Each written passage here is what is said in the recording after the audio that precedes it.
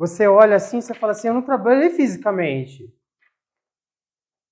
Trabalhei fisicamente. Mas você sente cansaço, sente peso. Então, já é discernimento com os irmãos já. Muita gente que pega cargo de liderança, pega qualquer coisinha que você pegar na igreja. E esse momento aqui, qualquer coisinha já começa a ficar diferente já. Qualquer coisa. Aí já pesa, sabe? Já começa a querer tirar a graça, querer atormentar. Lembra lá do semeador? São as tribulações dessa vida. E abandona já nas pedras. Nem passa para a próxima fase, que é a tribulação das riquezas e dos enganos das riquezas. E tem muita gente que não chega na frutificação da liderança porque não entende. E por que não entende? Porque não derrama a palavra como deveria ter derramado. Porque quando chega na posição de liderança, já tem que estar com uma boa base. É que nem eu conversei sobre o teatro, terça-feira. Menos de 3 anos de convertido, eu não aceito. É simples. E outra, tem que ser 3 anos de convertido muito bom para me aceitar para fazer uma peça. Senão ele vai ficar trocando cenário, ele vai ficar trocando, trazendo microfone, essas coisas, mas não vai atuar, não vai dar a palavra. Por quê? Porque eu estou pondo a pessoa numa posição que ela não vai suportar. Eu estou matando ela. Eu estou pondo uma situação sobre ela que eu vou matar ela. Vai vir uma tribulação que ela não está preparada. Ela não tem raiz ainda, nem tronco para suportar. Entendeu? Não, a questão não é constrangido, a questão não é desenvolver a peça. A questão é suportar a tribulação que vem. Ficar em pé, ficar vivo em Cristo depois que vem. Entendeu? Então, é isso que as pessoas precisam entender, sabe?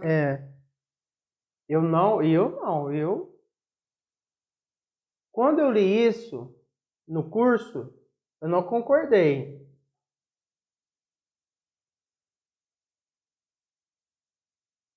Até concordei, mas eu não pensei que ele seria tão exato, essa matemática. De pelo menos 3 anos de conversão bem convertida. Eu não pensei que ela seria tão exata, mas ela é. Não adianta ignorar, não. Porque você tem que ter 3 anos de conversão bem convertido, bem estruturado, para você pegar alguma coisa. E eu vejo ignorando isso. E o que acontece? É que nem quando você machuca uma planta, quando ela começa a desenvolver. Às vezes aquilo vira ferida e depois lá na frente ela morre ou ela cresce com aquela marca. Entendeu? Então, e outra, liderança não pode só saber de Bíblia. Tem que ter mente aberta para muitas outras coisas. Mas Bíblia é a base, a estrutura base da pessoa para que ela suporte os outros aprendizados. Entendeu? Tem muita coisa para falar e muita coisa para ensinar. Só que a base bíblica, ela é o alicerce. Você vai fazer uma casa, você vai furar broca, você vai fazer alicerce primeiro, para depois você subir essa casa e depois pôr gente dentro. Então você não é brincadeira, entendeu o negócio? Não adianta ignorar. Ignorar todo esse pressão espiritual, não adianta.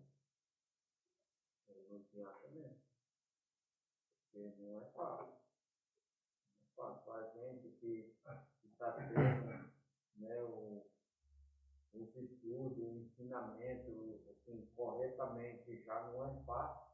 Imagina para quem não vive em cobertura. Né? Aí, muito complicado.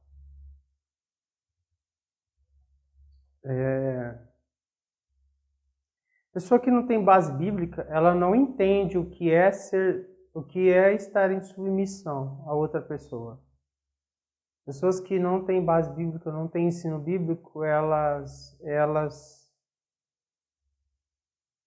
não têm base para o Espírito Santo conversar com elas e revelar, abrir o olho e ter discernimento e entendimento. Você precisa de base bíblica. Não tem como você correr dela. Não tem. Você pode ver, tudo que a gente veio conversando, vira e mexe, eu estou relembrando. Na verdade, não estou relembrando, estou aplicando. Não é? Sempre assim, lembra lá que falava, esse momento aqui revela aquilo lá. Aquele momento. Você pode ver. Aí faz sentido para os irmãos. Mas se não tivesse essa base, não faz sentido. Se não tivesse esse momento de meditação, não faz sentido quando eu aplico. Não entra na pessoa. Entendeu? A semente cai e fica na superfície. O pássaro leva. Ela não... Entendeu? Fica lá sufocado, cheio de peso. O problema do espinho é que a planta ela cresce mais devagar do que o espinheiro. Então o espinheiro cresce mais e abafa e mata. Então você tem que ser uma planta que cresça mais rápido. O que é isso? As riquezas passam a ficar submissas a você. Elas estão abaixo, entendeu? Do que você é realmente. É isso aí que está acontecendo ali. Porque o espinheiro cresceu e sufocou. Mas se a planta, que é a pessoa, cresce, ele quem sufoca o espinheiro. O espinheiro pode até não morrer, mas não interfere e não mata a planta. E não impede que ela dê fruto. Então o espinheiro fica sujeito ao maior. E não o espinheiro ao maior fazendo que a planta fique sujeita a ele. Então aí que entra a questão. O problema não é ter riqueza. O problema não é angariar riqueza. O problema é a riqueza fazer você ser submisso dela. E nós vamos conversar sobre isso hoje. Todo esse papo aqui acabou sendo uma introdução. Eu nem vou cortar ele porque acabou sendo uma introdução. Porque nós vamos falar hoje realmente dessa questão da riqueza. Quando ela cresce e faz você ser submisso a ela. E não você cresce e faz ela ser submissa a você. Quem serve quem na conversa? Entendeu? Vamos lá? A leitura vai ser pequena e depois eu vou para um outro texto que eu deixei para os irmãos aí, mas nós não vamos ler ele. Porque o objetivo aqui é parábola, mas esse outro texto em Eclesiastes, ele vai dar base para que a gente possa entender um pouco mais, porque só essa parábola em si, ela é bem direta.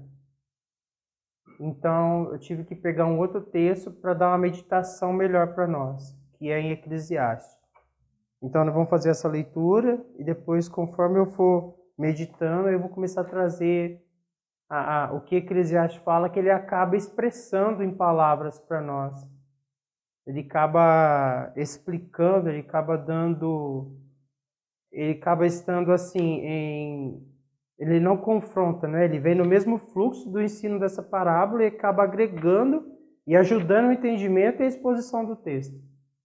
Entende?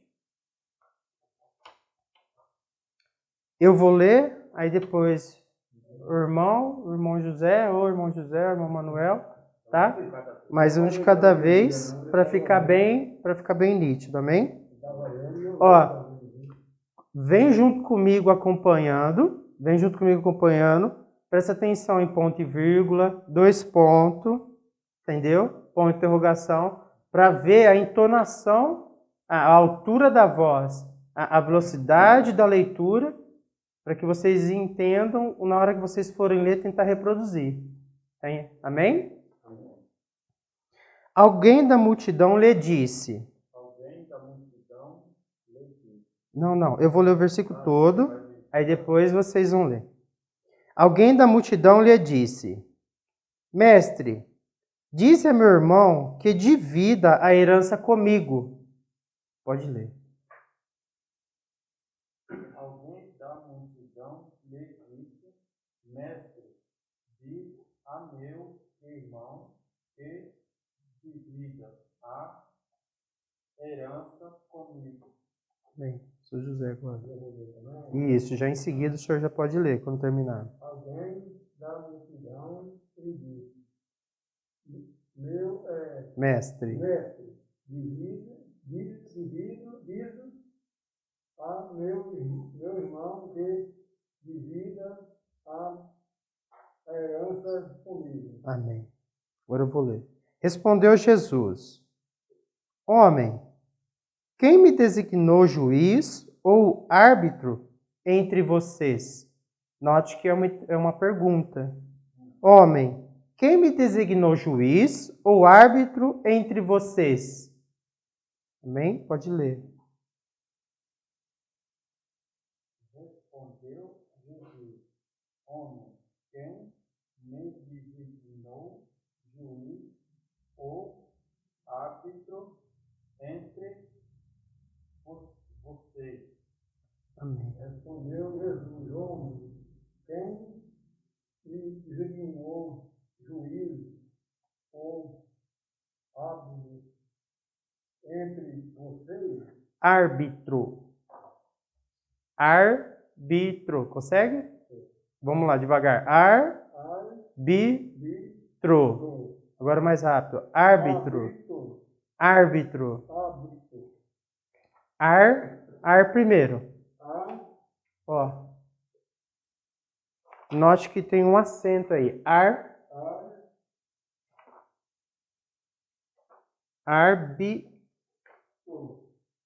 Arbitro. Ó, vamos devagar. Arbitro. Árbitro. Agora vamos toda. Árbitro. Árbitro. Árbitro. Tem que dar essa ênfase aqui, ó. Tem um ponto aqui. Tem um acento aqui. Um acento agudo.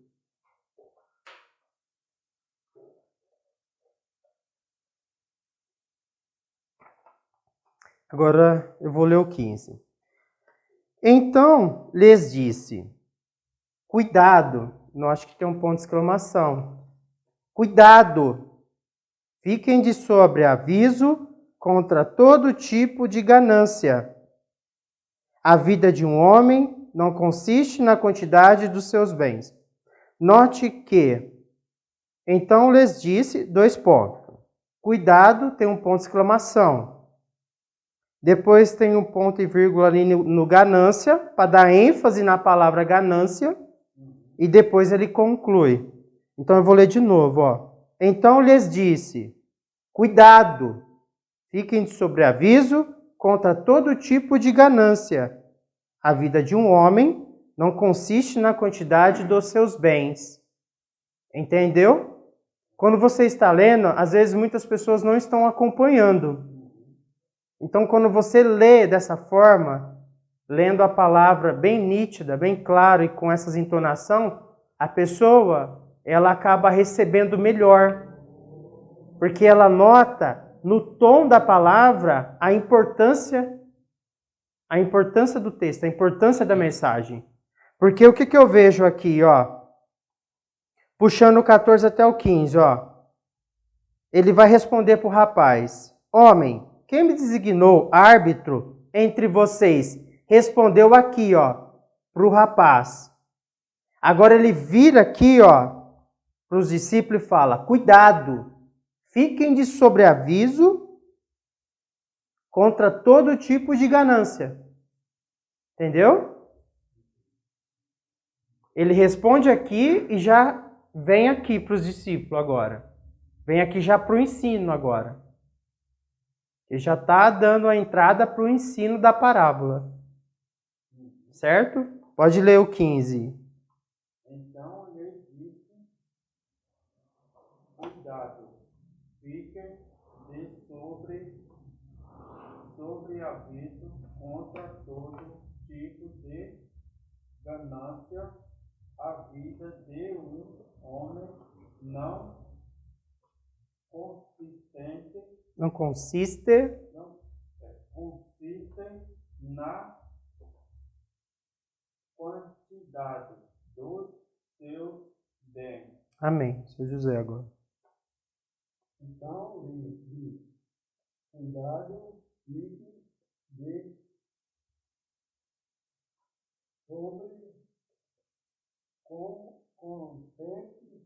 De sobreaviso. Sobreaviso. São praticamente duas palavras que foram unidas aí. Sobreaviso. Sobreaviso. Contra todo tipo de Ganância. E vida de um homem não consiste na quantidade dos seus bens. Amém. Então lhes contou esta parábola. A terra de certo homem rico produziu muito bem. Pode ler.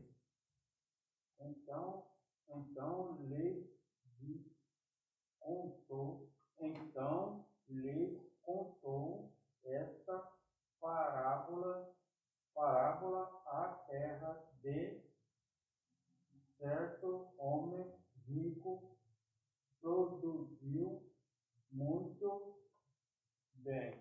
Amém. Então lhe contou esta parábola à terra de certo homem rico produziu muito bem. Amém. Ele pensou consigo mesmo: o que vou fazer, não tendo onde armazenar minha colheita? Pode ler. Ele pensou consigo mesmo: o que vou fazer, não tenho onde armazenar minha colheita. Amém. Ele pensou consigo mesmo: o que vou fazer? Não tenho onde armazenar minha colheita. Amém. Então disse: já sei o que vou fazer. Vou derrubar os meus celeiros e construir outros maiores, e ali guardarei toda a minha safra e todos os meus bens. Então disse: já sei o que vou fazer. Vou derrubar os meus celeiros e construir outros maiores, e ali guardarei toda a minha safra e todos os meus bens. Amém. Então disse: já sei o que vou fazer. Vou derrubar os meus celeiros, construir outros maiores, e ali guardarei todos os meus, Toda a minha safra e todos os meus bens. Amém. E direi a mim mesmo: você tem grande quantidade de bens, armazenados para muitos anos. Descanse, coma, beba e alegre-se. Note o final, tem várias vírgulas, porque e direi a mim mesmo, é como se ele olhasse no espelho. Você tem grande quantidade de bens armazenados para muitos anos. Aí note, descanse, coma, beba e alegre-se. Note a ênfase em cada palavra. A pessoa que está ouvindo, ela precisa ouvir isso nitidamente e, de certa forma, pausadamente, porque ele começa a pôr uma sequência de ordem. Descanse, coma, beba e alegre-se. Amém? Pode ler, 19. Eu direi a mim mesmo, você tem grande quantidade de bens armazenados para muitos anos. Descanse, coma, beba e alegre-se. Amém. E disse a mim, E direi direi a mim mesmo, você tem grande quantidade de bens armazenados para muitos anos. Descansa, coma, beba e alegre-se. alegre-se. Amém. Contudo, Deus lhe disse, note que tem um ponto de exclamação, insensato, esta mesma noite a sua vida lhe será exigida. Então, quem ficará com o que você preparou? Note que termina com um ponto de interrogação, é uma pergunta. Então, quem ficará com o que você preparou?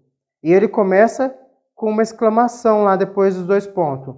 Insensato, esta mesma noite a sua vida lhe será exigida. Então, quem ficará com o que você preparou? Amém? Pode ler.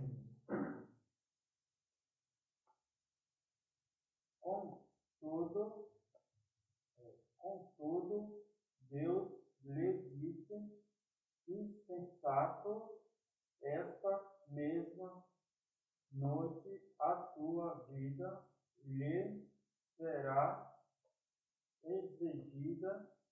Então, quem ficará com o que você preparou? Amém. Contudo, Deus lhe disse, Insensato. Vamos de novo. Insensato. Esta mesma noite a tua vida lhe será exigida. Então, quem ficará com o que você preparou? Amém. Assim acontece com quem guarda para si riquezas, mas não é rico para com Deus. Pode ler. Assim acontece com quem guarda para si riquezas, mas não é rico para com Deus. Amém. Assim acontece como quem guarda para si riqueza, mas não é rico para com Deus. Amém. Vamos meditar um pouco aqui no texto. Note que quando eu sempre tenho aquele versículo que Paulo diz, né? Se eu não estou errado, está em Romanos.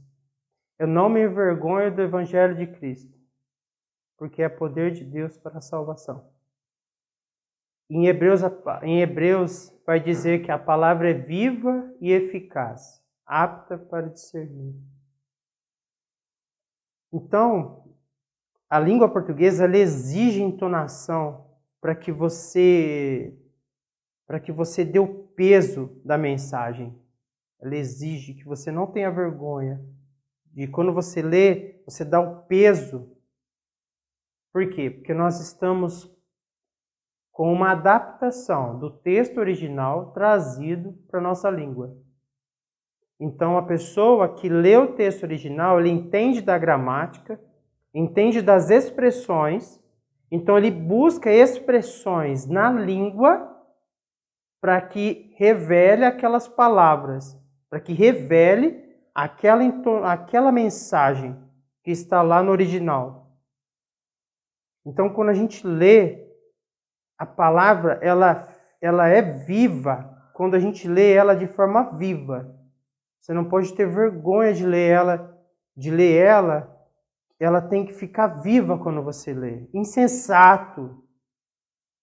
E ali haverá pranto e ranger de dentes, com entonação de certeza que aquilo vai acontecer. Com entonação que a pessoa tem que ouvir aquilo e tremer.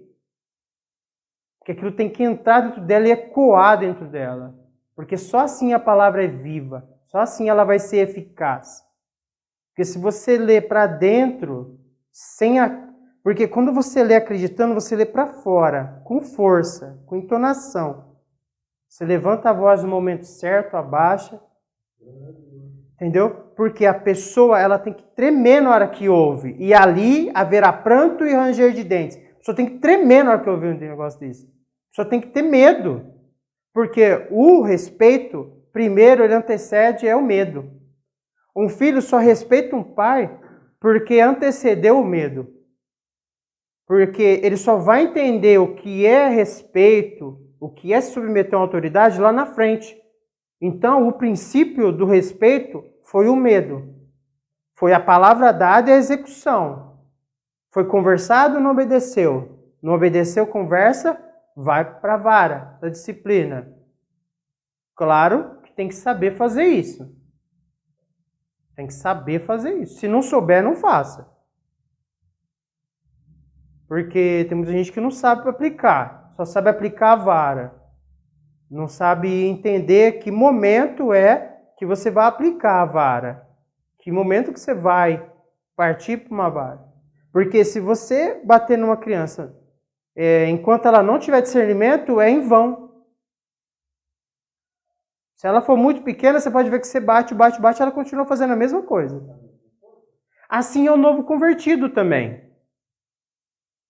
Se o novo convertido ainda, você conversa com ele por esse motivo que a liderança, principalmente de célula, não pode ter muita gente a ponto de não conseguir ter conversa com essas pessoas, porque você precisa, na conversa, você precisa descobrir em que ponto a pessoa está.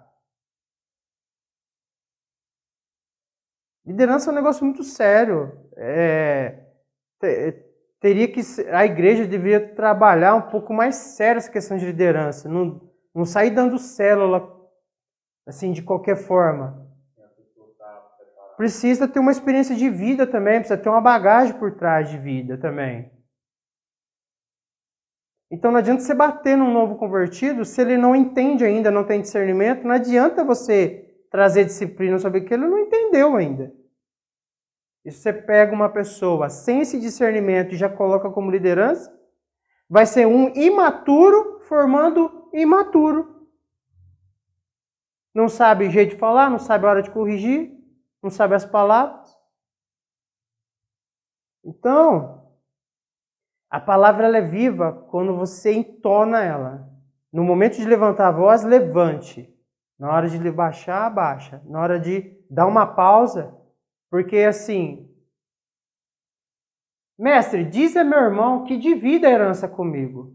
Alguém da multidão lhe disse, essa pessoa está longe dele, não está pertinho. Mestre, diga a meu irmão, provavelmente esse homem se levantou. Fala, mestre, diz a meu irmão que divida a herança comigo. Então você ouve a palavra com vida, você não ouve a palavra como uma pessoa que está com vergonha de falar ela.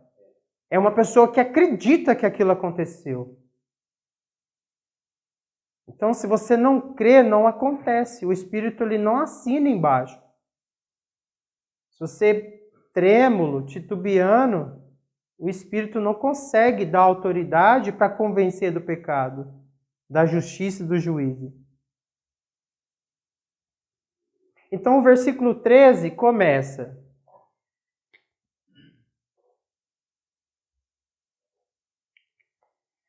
Mestre, diz a meu irmão que divide a herança comigo. Bom, o que eu analisei aí? Não temos indicação do irmão que fala. Então, não temos idade. Então, não conseguimos entender em que nível de maturidade está esse irmão. Porque ele está reivindicando uma herança. E mostra o texto que o irmão não dividiu com ele. E por que o irmão não dividiu com ele?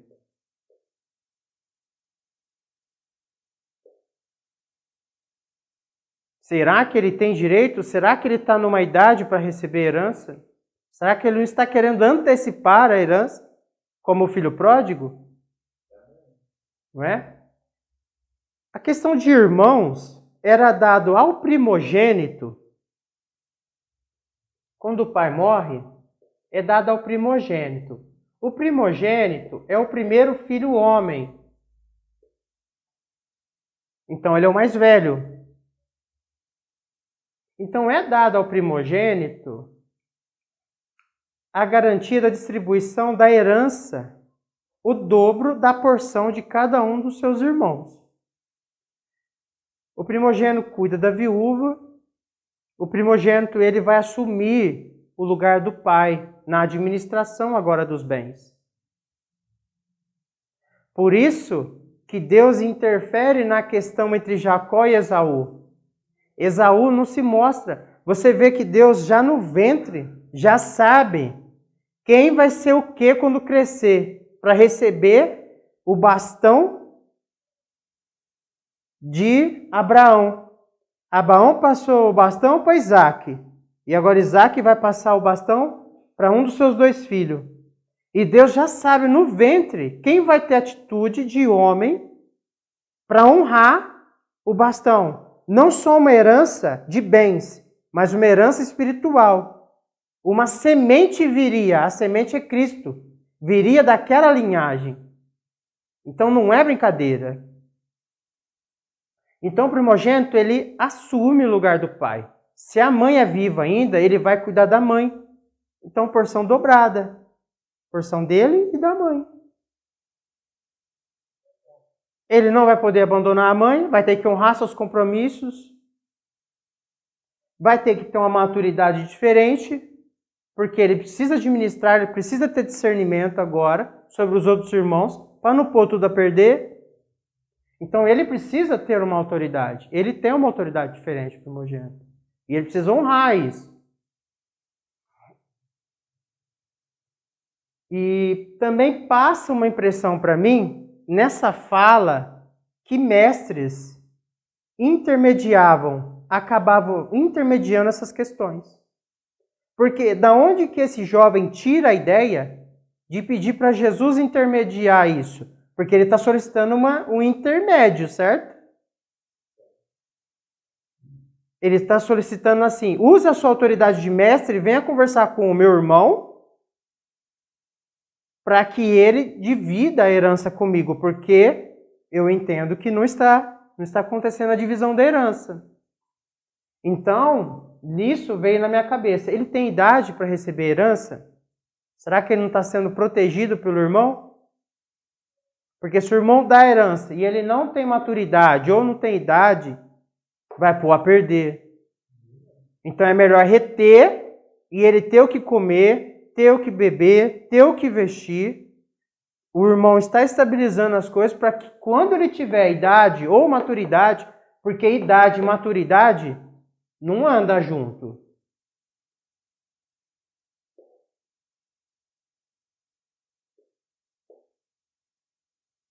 Não anda junto. Esaú é mais forte, Esaú é desbravador, mas não tem. Mostra quando troca a primogenitura, as responsabilidades da primogenitura por um prato de lentilha, mostra que não tem respeito pelas coisas espirituais. Mostra que ele não daria valor ao bastão da herança de Abraão, da fidelidade, da declaração pública de Abraão. Então você nota Deus permitindo coisas, né? Bom, essas coisas foram o que ecoou aqui, nessa parte. Então, no verso 14, Jesus vai dizer, homem, vai chamar de homem, não vai chamar de moço. Aí entra essa questão, idade e maturidade. Por que está sendo retido uma herança? Porque, teoricamente, herança é direito. Mas a Bíblia também fala que quando é moço, eu entendo que quando é de menor de idade, segundo a cultura de cada nação, você não é diferente de um servo.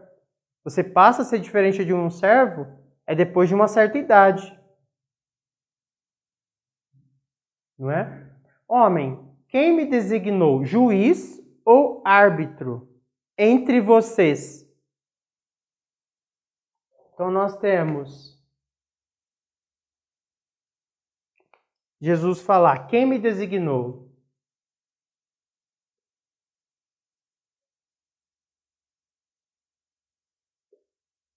Lembra que eu falei que por conta desse homem, desse rapaz, desse homem, chegar em Jesus e pedir que ele intermedie, eu entendo que isso estava acontecendo na época. Porque por que ele pediria que Jesus intermediasse?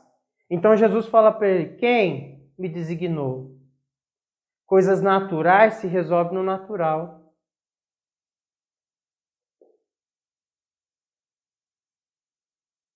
Eu não vim para o natural, eu vim para o espiritual.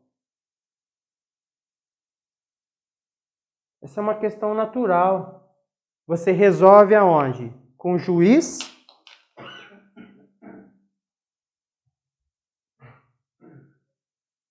Você resolve essa questão com um juiz ou um árbitro? Árbitro.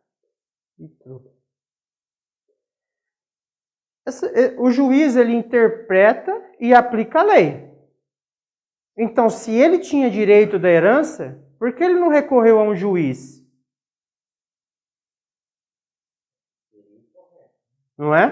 Porque ele está indo atrás de um mestre. Alguém que trabalha muito mais com questões espirituais, com leis espirituais, com aplicação de lei espiritual, não aplicação de coisa natural. É por isso que eu falo, coisa natural se resolve no natural. Você quer abrir uma empresa, você quer alguma coisa assim?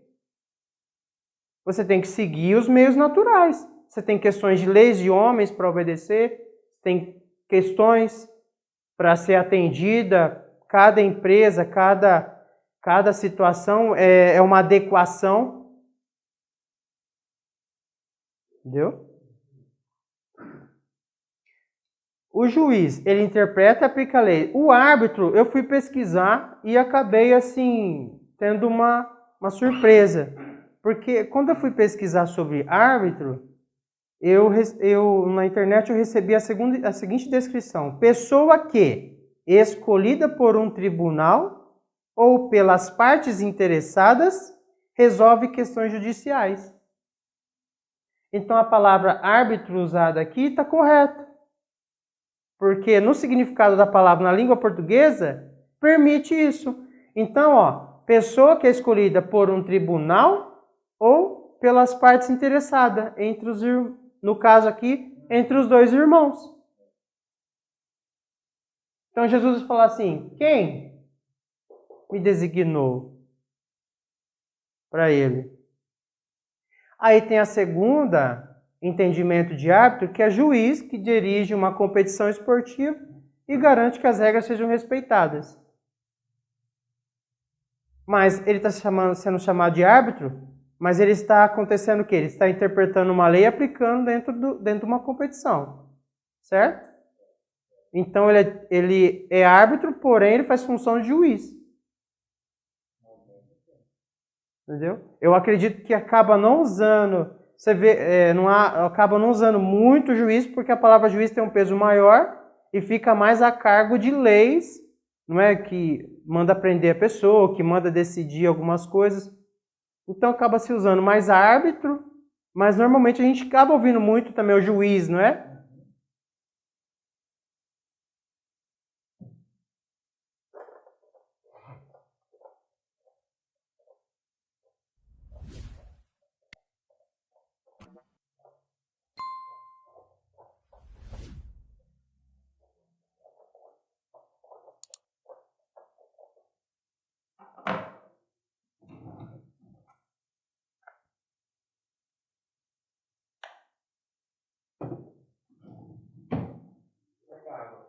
Vai lá.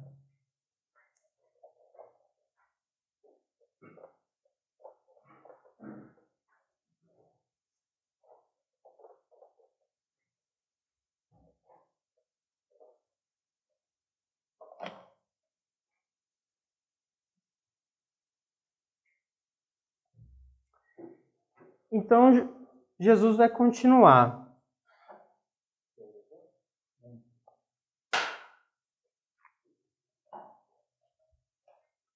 Então, Jesus vai ser aqui enfático, né? Cuidado. Fiquem de sobreaviso contra todo tipo de ganância. Vai puxar essa questão do homem ali pedindo a divisão da herança, vai puxar esse assunto agora. Fiquem de sobreaviso contra todo tipo de ganância. Fiquem de sobreaviso. Eu já estou avisando. Já estou avisando antecipadamente. Fique de sobreaviso.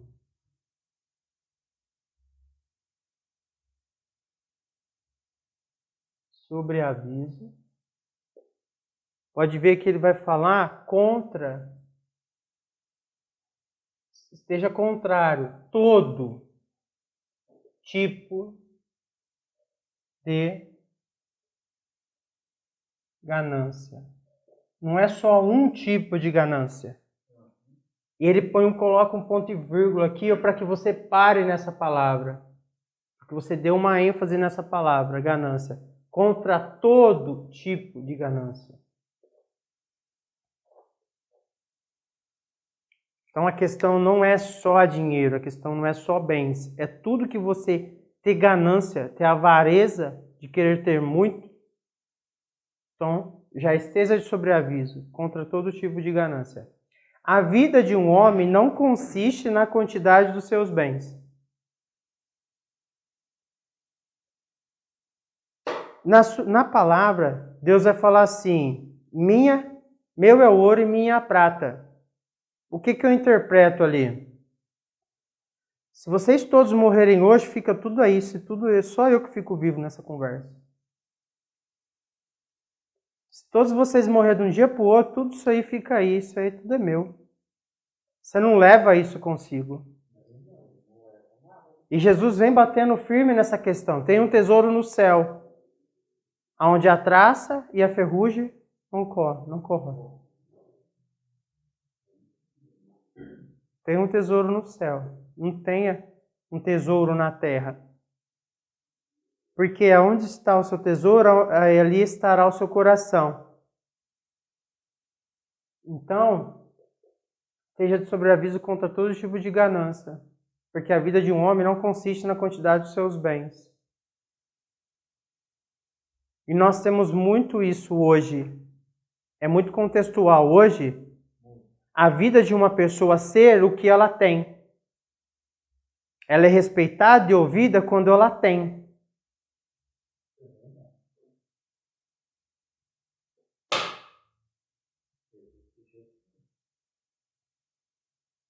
ela é respeitada e ouvida quando ela tem bens.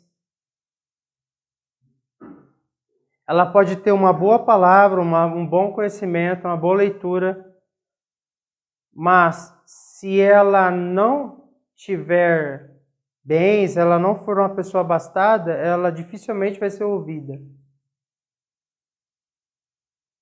Ela pode ser ouvida até por um grupo pequeno de pessoas, mas ela não abrange nacionalmente e nem estadualmente. Ela pode, no máximo, abranger na cidade dela, numa pequena região, ali, que nem nós estamos no contexto de igreja, ali no contexto das igrejas, das ramificações das igrejas, mas do resto ela não é ouvida. E é o que nós temos muito hoje. Nós temos hoje a proliferação dos influencers. E nós temos aí pessoas influencers metidas em escândalos aí tremendo, problemão. Como que uma pessoa dessa pode ser influenciadora da minha vida? Entendeu? Um líder espiritual, ele é influenciador na vida de uma pessoa baseado, as palavras dele têm que estar baseadas na Bíblia. Então eu trago a influência, as palavras de Jesus para você. Porque ele tem justiça, ele tem proceder para te contestar. Em todos os aspectos. Por mais que um ser humano se esforce, em todos os aspectos ele não acaba conseguindo ter moral, aplicação para todos os aspectos te exortar, para te corrigir, para te trazer para o ponto certo. Em alguma coisa você é falho. Então eu transmito a você os ensinos de Cristo, o ensino daquele que é perfeito. Ele precisa ser o seu...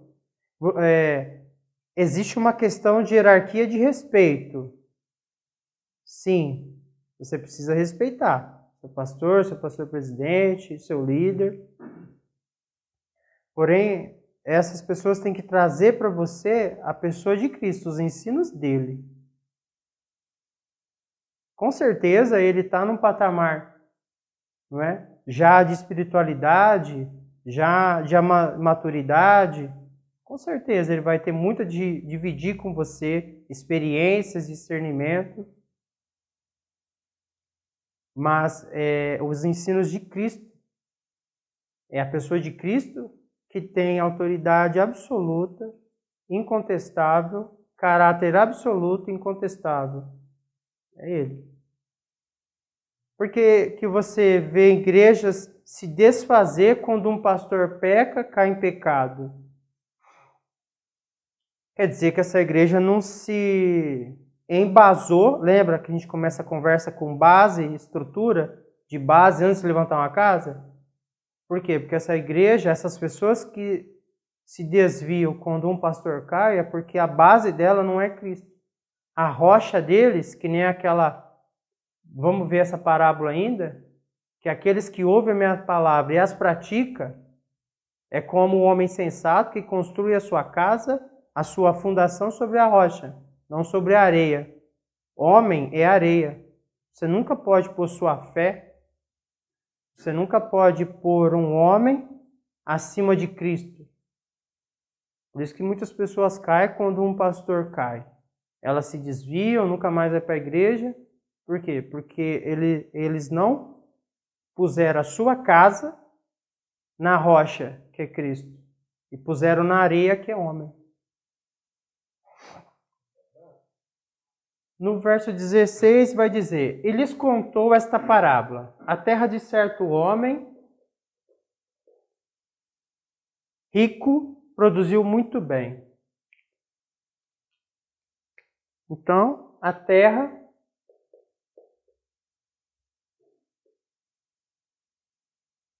do homem rico produz muito bem. Ele pensou consigo mesmo: o que vou fazer?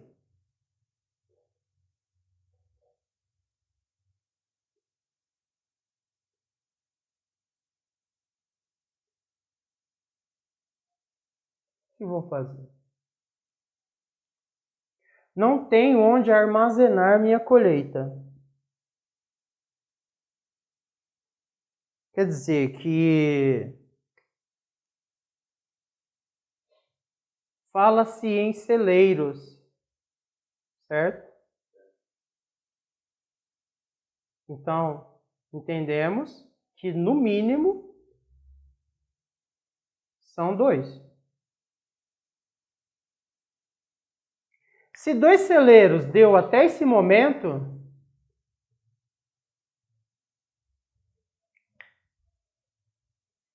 então ele diz: já sei o que vou fazer.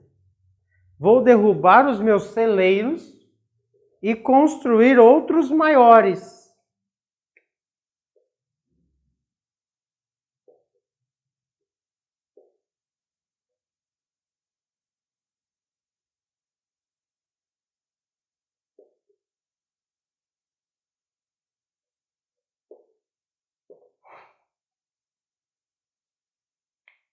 E ali guardarei toda a minha safra e todos os meus bens.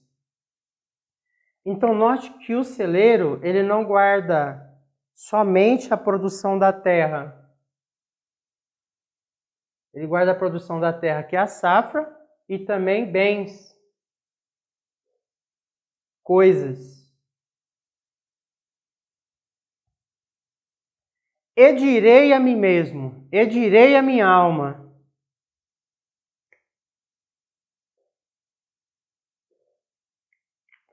você tem grande quantidade de bens armazenados para muitos anos. Em outras palavras, confie em si mesmo.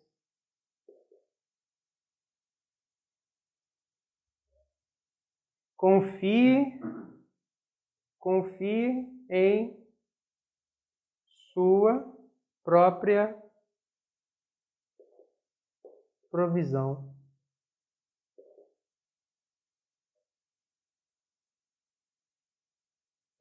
Você não precisa de Deus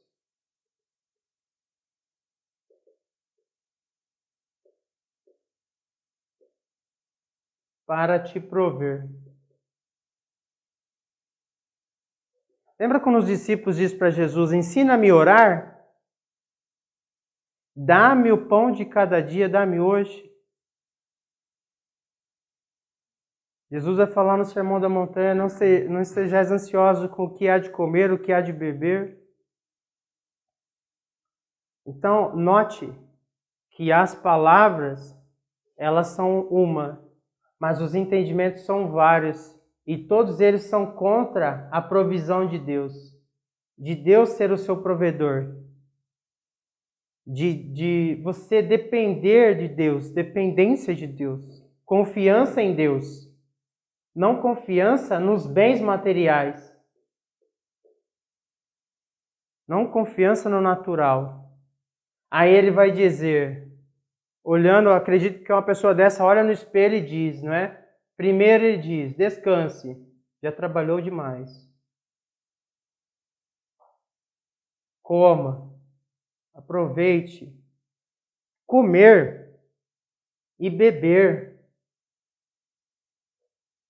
Está na região, quando você estuda ciência comportamental, a linguagem silenciosa, a comida e os prazeres da carne, os prazeres da sexualidade, estão na região ali, ó, do ventre e um pouco para baixo ali, nos órgãos.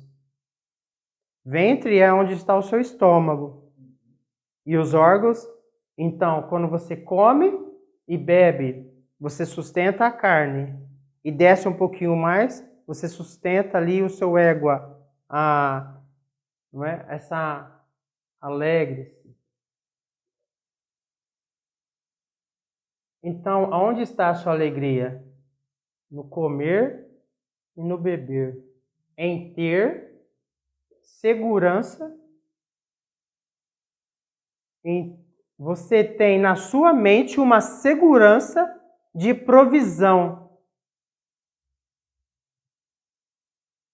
Se você administrar bem, você está tranquilo. Você está provido.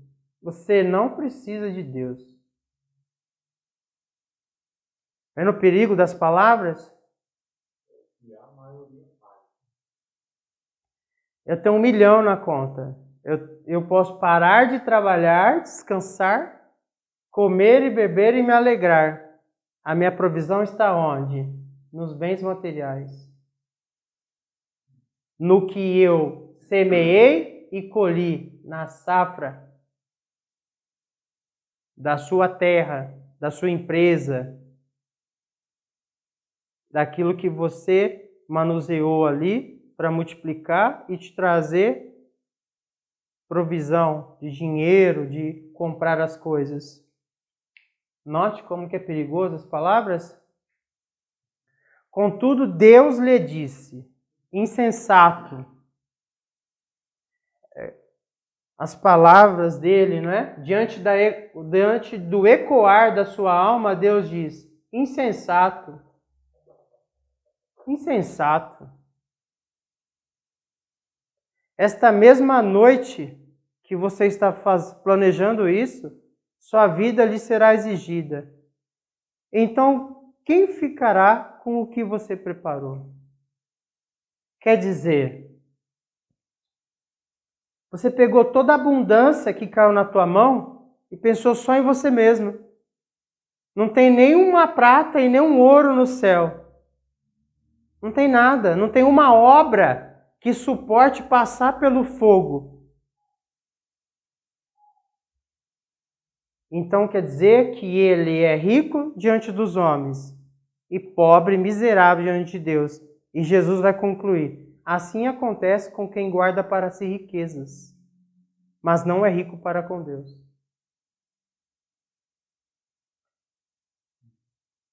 Ele chega, se ele chegar, né, diante de Deus, pobre, nu, miserável, com nada na mão, mãos vazias.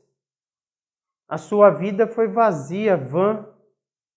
Porque ele pensou só, lembra na região do ventre e dos órgãos?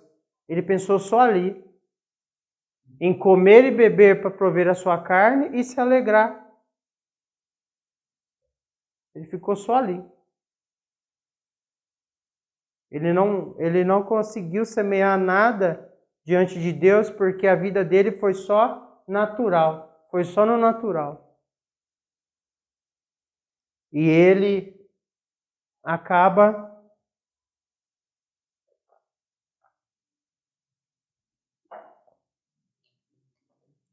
mostrando.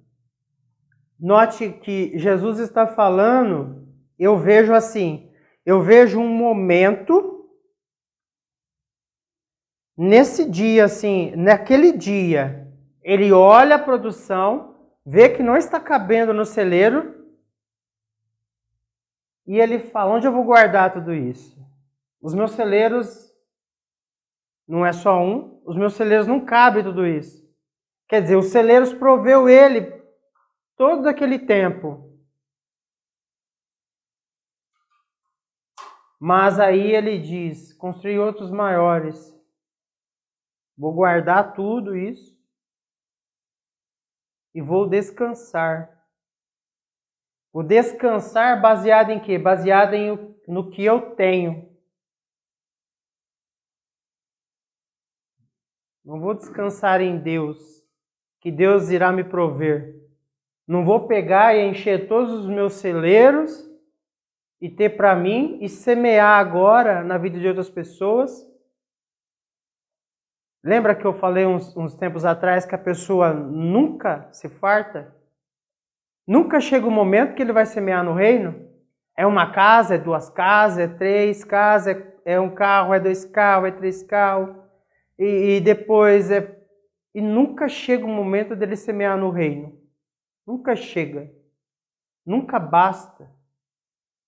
Sempre buscando a segurança nas coisas, nos seus bens, no que lhe rendeu as suas empresas, o seu trabalho e tudo mais.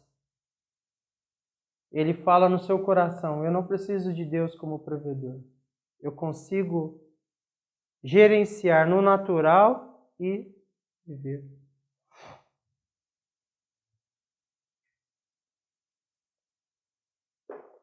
Aí tem um texto que está em Eclesiastes 5, que ele vem muito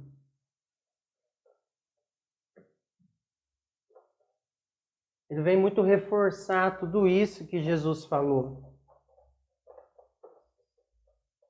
Você vê que o Eclesiastes está lá no Antigo Testamento. E as palavras de Jesus, elas acabam reforçando o ensino que já tinha. Já existia esse ensino sobre essas questões de riqueza. Se os irmãos quiserem virar a folha aí, os textos que eu vou ler estão aí. Os irmãos vão ver que alguns versículos se repetem porque eu peguei em duas versões. Eclesiastes 5, a partir do verso 10, começa: quem amar o dinheiro, jamais dele se fartará. E quem amar a abundância, nunca se fartará da renda. Também isto é vaidade. Isso não faz sentido. Verso 11.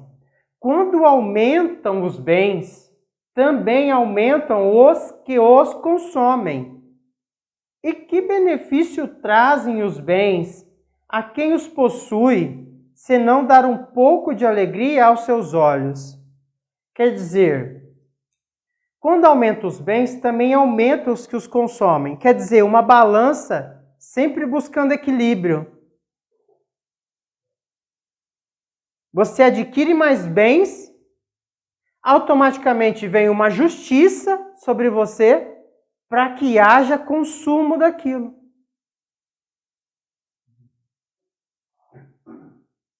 O que o homem fez? Construirei outros celeiros ainda maiores.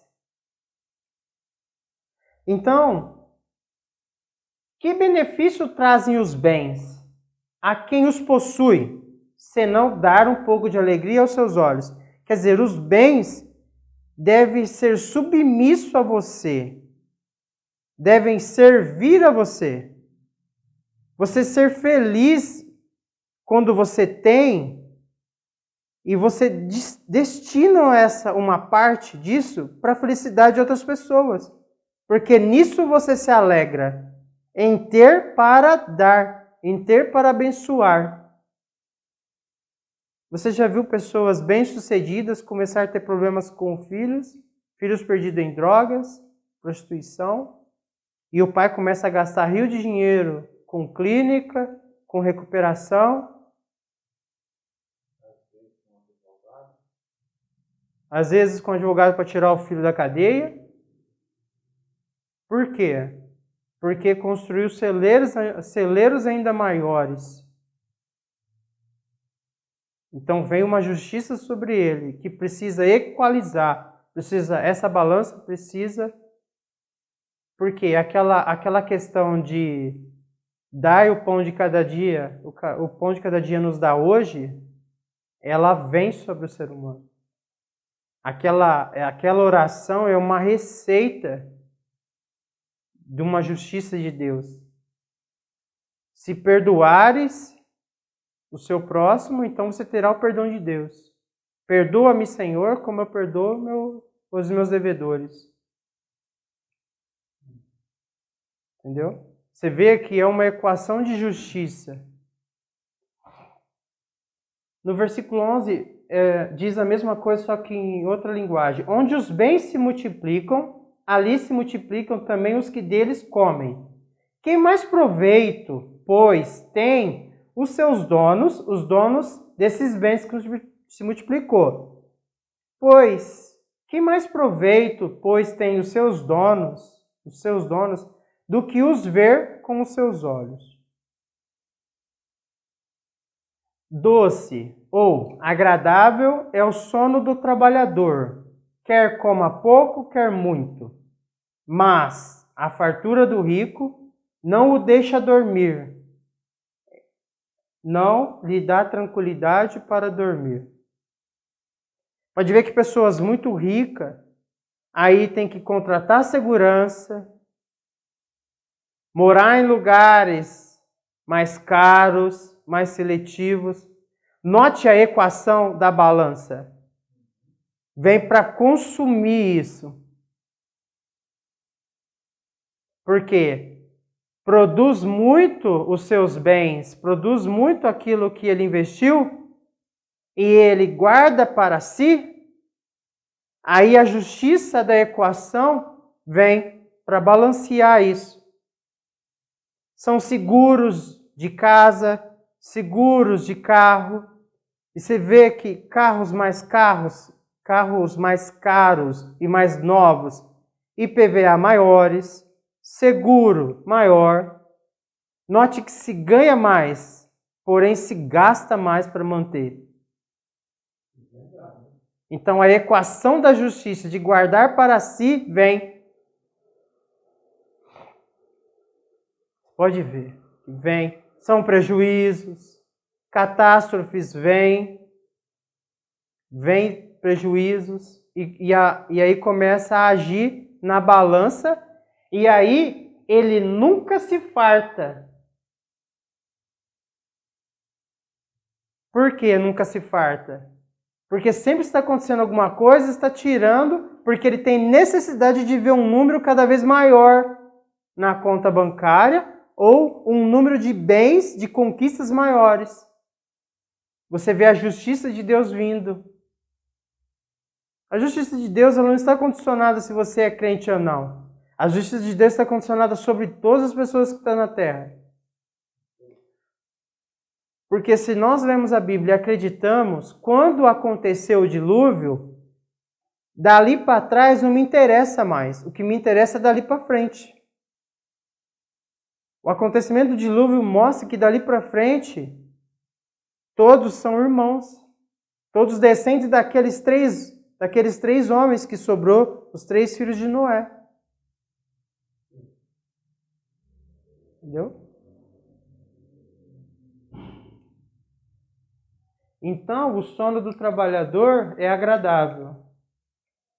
Quer coma pouco, quer muito. Deus provê descanso, o sono do justo. Mas a fartura do rico não o deixa dormir. Sempre alguma coisa minando e atrapalhando o seu sono de descanso. No verso 13 aí. Há um grave mal, um mal terrível, que vive debaixo do sol e atrai enfermidades. Ó, presta atenção, 2 pontos. E atrai enfermidade, um mal terrível, que vive debaixo do sol. E atrai enfermidades, as riquezas que os seus donos guardam para o seu próprio dano, para a sua própria ruína. Riquezas acumuladas para a infelicidade do seu possuidor. Às vezes alguém olha e vê esse vídeo e vai falar: você é contra as riquezas? Não sou contra você ser rico. Sou contra de você se apoiar nelas como provisão. Você não precisa de Deus. As suas riquezas, elas provê para você. Elas provê segurança para você. Elas provê saúde para você. E o que nós estamos vendo aqui? E nós vemos isso na vida real. Atrai enfermidades. Pessoas que gastam a sua vida atrás do dinheiro, no final gastam o dinheiro atrás da sua saúde. E saúde não se recupera. Verso 14. Porque as mesmas riquezas se perdem por qualquer má aventura, e havendo algum filho, nada lhe fica na sua mão. Se as riquezas dele se perderem num mau negócio, nada ficará para o filho que nascer. Quantos você vê filhos de gente muito rica hoje pobre? Existe isso. Um mau negócio uma catástrofe.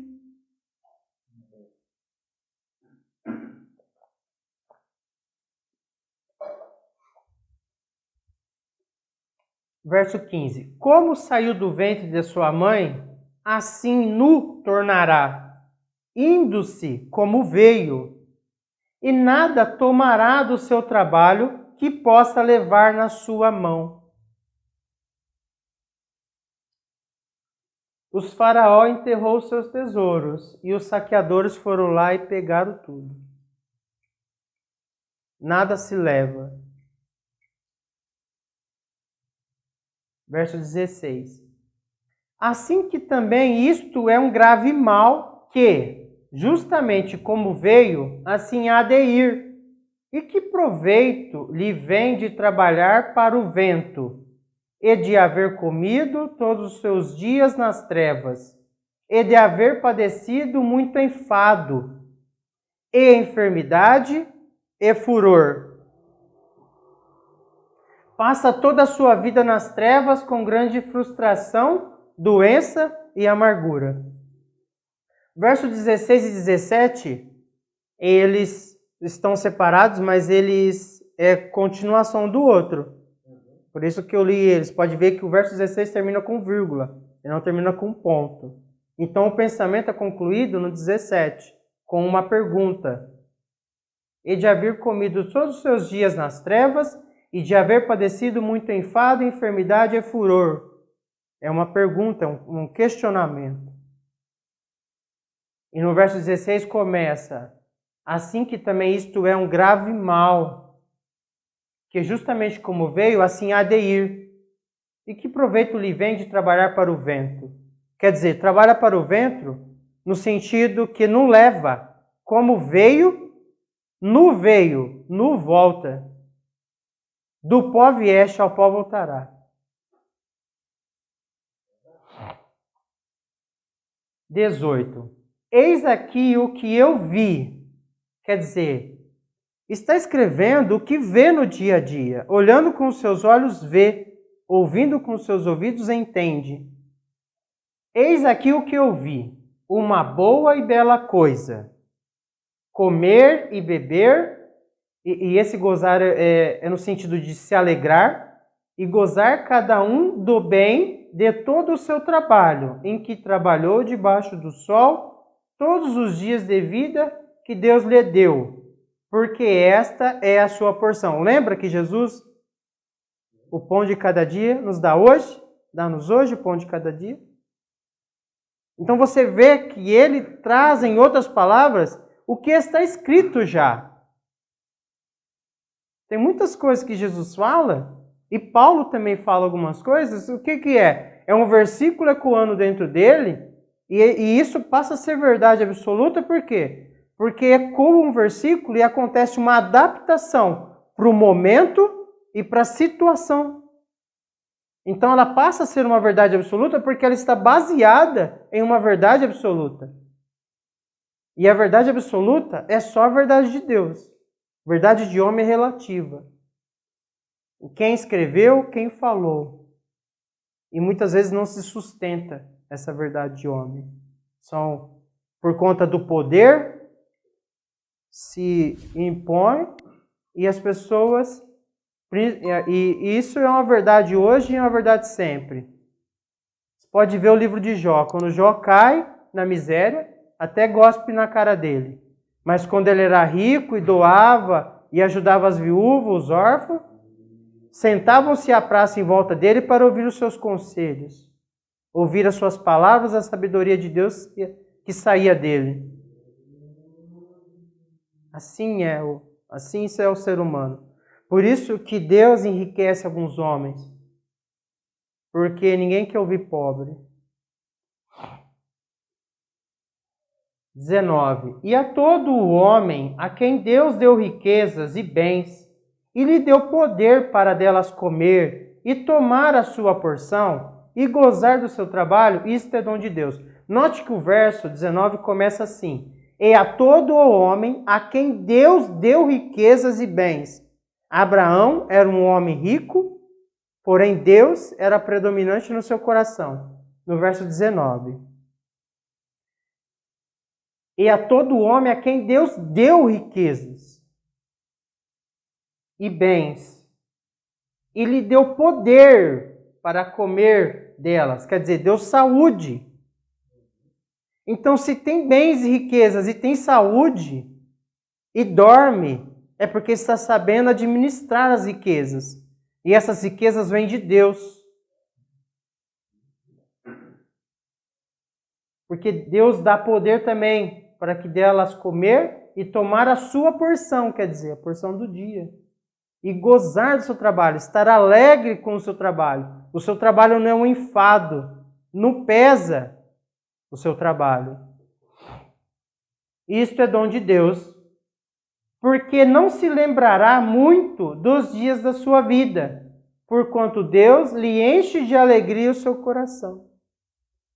Quer dizer, os dias foram tão alegres e foram tão bons que não se lembra quase dos dias, porque de alegria o seu coração está cheio.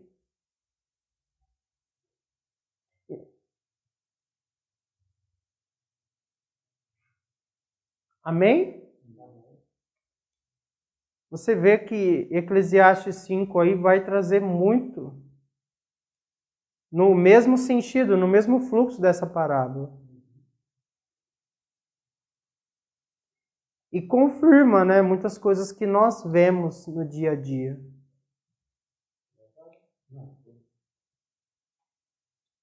Bom, aqui eu fecho.